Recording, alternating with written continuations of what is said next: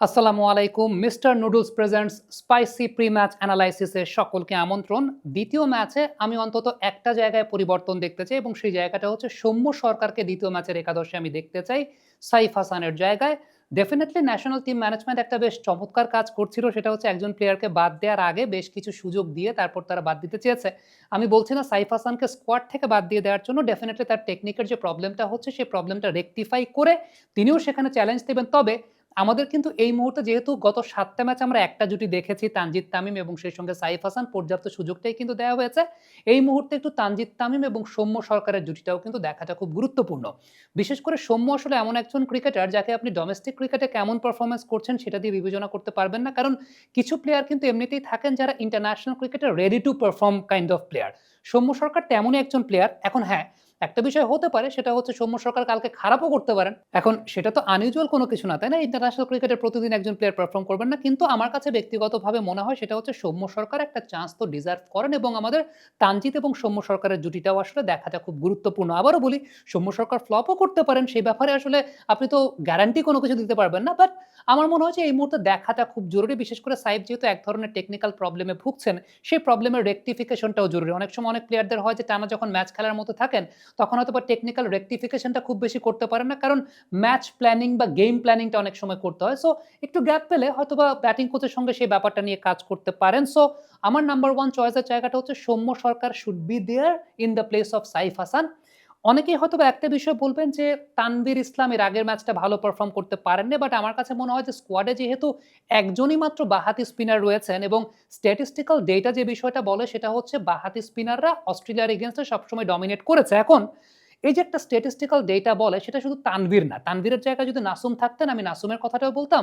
যদি সেই জায়গাটায় রাকিবুল থাকতেন আমি রাকিবুলের কথাটাও বলতাম। কারণটা হচ্ছে ট্র্যাডিশনালি অস্ট্রেলিয়ান ব্যাটসম্যানরা, বিশেষ করে এই টিমের যে ব্যাটসম্যানরা আছেন লেফট আর্ম অর্থোডক্স স্পিনের এগেইনস্টে আসলে ভালনারেবিলিটি তারা প্রদর্শন করেছেন। এখন ওই পার্টিকুলার ডেটাতে তানভীর পারফর্ম করতে পারেন না, এটা কিন্তু টিম সিলেক্টরদের সমস্যা বা টিম সিলেকশন যারা করেছেন তাদের সমস্যা না।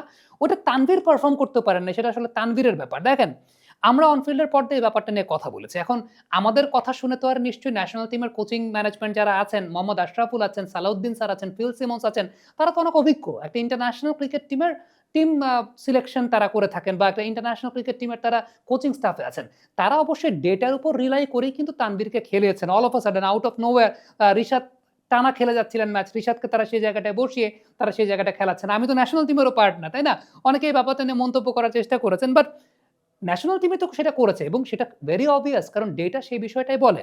এখন দেখেন, একটা বিষয় বলি, এই ব্যাপারটা এক্সাম্পল দিতে গেলে আফগানিস্তানের ব্যাটসম্যানরা লেফট আর্ম অর্থোডক্স স্পিনের এগেইনস্টে দুর্বল। ট্র্যাডিশনালি সবসময় তারা দুর্বলতা প্রকাশ করেছেন। এখন এশিয়া কাপে শ্রীলঙ্কা আফগানিস্তান ম্যাচে দুনিত ওয়ালালাগাকে শ্রীলঙ্কান কোচ সানাত জয়সুরিয়া খেলিয়েছে। এখন ওই দিনটাতে মোহাম্মদ নবীর এগেইনস্টে ওয়ালালাগে এক ওভারে মনে হয় ৪টা ৫টা ছক্কা হজম করেছেন। এখন এটা কি সানাত জয়সুরিয়া ক্রিকেট খেলা বোঝেন না? সানাত জয়সুরিয়া কি ক্রিকেট জীবনে খেলেন নাই? He is a legend. এখন তিনি তো ডেটার উপর বেস করেই করবেন টিম সিলেকশনটা। এখন ওয়ালালাগে ওই দিনটা তার ব্যাড ডে গেছে, ওই দিনটায় তিনি নিজেকে এক্সপ্রেস করতে পারেন নাই। সেটা কিন্তু জয়সুরিয়ার দোষ দেওয়ার কিছু নাই। আমার মনে আছে তখন ওই ব্যাপারটা নিয়ে আমরা অনফিল্ডের পর্দায় একটা ভিডিও করেছিলাম আগে, ম্যাচের আগে, যে এই ম্যাচে ওয়ালালাগে আসবেন বা ডেটা সেই বিষয়টাই বলে। এখন ওয়ালালাগে খারাপ করার পর আমি দেখছিলাম সোশ্যাল মিডিয়ায় বেশ কিছু থাম্বনেল বিজনেস শুরু হয়ে গেছিল সেই সময়টাতে। এখন থাম্বনেল বিজনেস যদি করতে হয় বা চিন্তা যদি করতে হয়, ভাই জয়সুরিয়াকে নিয়ে করেন। আমি তো জয়সুরিয়াকে ফোন দেই নাই যে আঙ্কেল আপনি খেলান ওয়ালালাগাকে, বা আমার কথা শুনে জয়সুরিয়া খেলান নাই। সো ডেটা কিন্তু এভাবেই বলে। সো আমার কাছে মনে হয় যে ন্যাশনাল টিম যেহেতু এই পলিসিতেই চলে এখন, বা Mr. Noodles, amazing taste. এখন এই বিষয়টা আমরা দেখতে পাচ্ছি যে একজন প্লেয়ারকে একটা ম্যাচের উপর বেস করে তারা আসলে ওইভাবে চিন্তা করে না। সো তানভীর ইসলাম আরো একটা সুযোগ অবশ্যই ডিজার্ভ করেন সেই জায়গাটাতে এবং ডেটা সেটাই বলে লেফট আর্ম অর্থোডক্স স্পিনার অস্ট্রেলিয়ার এগেইনস্টে প্রভাব বিস্তার করে। দলে একজন right arm off break bowler আছেন, একজন লেফট আর্ম স্পিনার থাকবেন, মোসাদ্দেকও আরো একজন right arm off break bowler. Even Mosaddek better perform করেছেন than Mehedi Hasan Miraz as a bowler. So ultimately একটা ভ্যারিয়েশন সেই জায়গাটা থাকবে left arm orthodox spinner. Mitchell Marsh খুব সম্ভবত তিনি খেলতে পারেন। আই এম নট শিওর, আমি বেশ কয়েকটা মিডিয়াতে এরকম দেখেছি মিচেল মার্শ খেলতে পারেন। মিচেল মার্শের এগেইনস্টে আসলে আপনার স্ট্র্যাটেজিটা কেমন হতে পারে সেই ব্যাপারটা নিয়ে ছোট্ট একটু আলোচনা করে শেষ করতে চাইবো। মিচেল মার্শের কয়েকটা ভিডিও যদি আমি আপনাদেরকে দেখাই, একটা কমন প্যাটার্ন লক্ষ্য করবেন তার আউট হওয়ার ক্ষেত্রে, সেটা হচ্ছে তিনি ব্লাইন্ড জোনের বলগুলোর এগেইনস্টে নেগোসিয়েট করতে গিয়ে আসলে প্রবলেমে পড়েছেন। অর্থাৎ মিডল লেগ করিডোরের যে বলগুলো, সেই বলগুলো বিশেষ করে লেগ স্টাম্প করিডোরের যে বলগুলো, সেই বলগুলোর এগেইনস্টে ম্যাক্সিমাম নাম্বার অফ ওকেশনস তিনি আসলে উইকেট দিয়ে এসেছেন বা উইকেট দেন। এবং একটা বিষয় খুব দৃশ্যমানভাবে বোঝা যাচ্ছে, সেটা হচ্ছে ব্লাইন্ড জোনের যে বলগুলো আছে, ব্লাইন্ড জোনের বলগুলোর এগেইনস্টে মিচেল মার্শ খুব বেশি সুবিধা করতে পারছেন না, এই বিষয়টা আমরা দেখতে পাচ্ছি। এখন আমি যদি ঠিক এই জায়গাটায় সাপোজ আপনি আমাকে মিচেল মার্শ হিসাবে যদি চিন্তা করেন, এটা যদি আমার নর্মাল গার্ড পজিশন হয়, তাহলে আমি ঠিক যেই জায়গাটাতে আসলে মার্কারগুলো স্থাপন করছি, আমি একটু মার্কারগুলোকে অ্যাডজাস্ট করে দিই। আমি অ্যাডজাস্ট করে দিলে আপনি হয়তো বা বুঝতে পারবেন যে আউটগুলো দেখলেন, সেই আউটগুলো মূলত এইরকম জোনে পিচ করা বলেই মিচেল মার্শ আসলে উইকেটগুলো দিয়েছেন। এবং এসব ক্ষেত্রে যে বিষয়টা আমরা দেখতে পাচ্ছি যে আলটিমেটলি এই পার্টিকুলার করিডোরটাতে মিচেল মার্শের ক্ষেত্রে দুর্বলতার জায়গাটা সবসময় দেখা যায়। I am pretty much sure Mustafizur Rahman will be the key factor for Bangladesh against Mitchell Marsh. কারণ এর আগের দিন কিন্তু আমরা দেখেছি মার্নাস লাবুশেনের এগেনস্টে মোস্তাফিজুর রহমান এইরকম জোন থেকে, যেহেতু লেফট আর্ম পেস বোলার ওই অ্যাঙ্গেলটা থেকেই আসেন, সো এই অ্যাঙ্গেলটা খুব ভালো মতো ব্যবহার করতে পারেন এবং মোস্তাফিজ এখন বল ভেতরেও ঢোকাতে পারেন।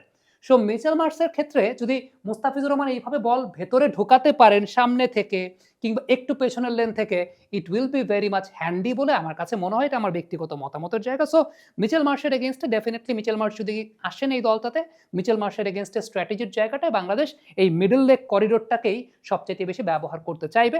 সো একাদশের জায়গাটা যদি আপনি আমাকে বলেন, আমি একটা পরিবর্তনই দেখতে পাচ্ছি এবং সেই পরিবর্তনটা সৌম্য সরকার হয়তো বা ইন করবেন। আবারও বলি, সৌম্য সরকার যদি ইন করেন, এটা একটা ফেয়ার চান্স দেওয়া তাকে, তিনি ফ্লপও করতে পারেন। ফ্লপ করলে পরেও আমার কাছে মনে হয় যে সাইফ হাসান ৭ ম্যাচ ফ্লপ করেছেন বা ৬ ম্যাচ ফ্লপ করেছেন, সৌম্য সরকার এসে একটা ম্যাচ ফ্লপ করতেই পারেন। এখন মোসাদ্দেক হোসেন সৈকত এর আগের দিন ২২ রানের সময় যদি লাইফটা না পেতেন, তাহলে পরে তো ৮৬ রান করতে পারতেন না। তখন কি আমরা বলতাম যে মোসাদ্দেক হোসেন সৈকত খারাপ প্লেয়ার? না। সো খারাপ করা দলে সুযোগ পেয়ে that does not matter. Saif Hasan ৭টা সুযোগ পেয়েছেন। এই মুহূর্তে সৌম্য সরকারকেও দেখাটা খুব জরুরি। আমার কাছে মনে হয় যে আমাদের টিমের টিম কম্বিনেশনটাতে যেই প্লেয়ারটা দিন শেষে পারফর্ম করবেন, ছন্দে থাকবেন, সেই প্লেয়ারটাকে নিয়েই আমরা ২০২৭ বিশ্বকাপের পরিকল্পনাটা করব। সো দ্বিতীয় ওয়ানডে ম্যাচের একাদশটাতে এরকম ব্যাপার থাকা প্রয়োজন বলে আমি মনে করি। কমেন্ট বক্সে আপনাদের মন্তব্য, মতামত জানতে চাই, লিখে পাঠাবেন।